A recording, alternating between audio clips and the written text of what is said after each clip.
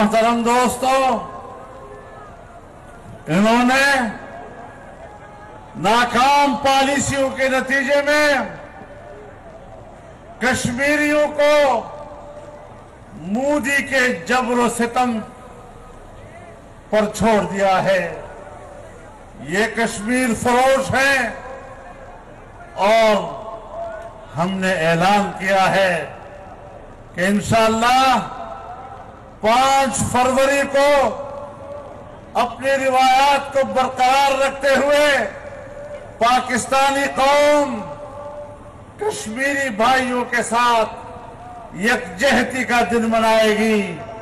اور P D M کی سربراہی میں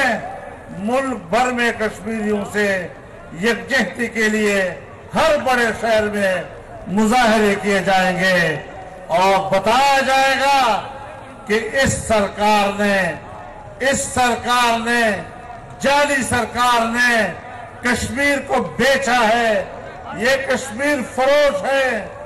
اور اس لیے کشمیر فروش ہے کہ ابھی ان کی حکومت نہیں آئی تھی۔ کشمیر کو 3 حصوں میں تقسیم کرنے کا فارمولہ عمران خان نے پیش کیا تھا، کسی اور حکمران نے پیش نہیں کیا تھا۔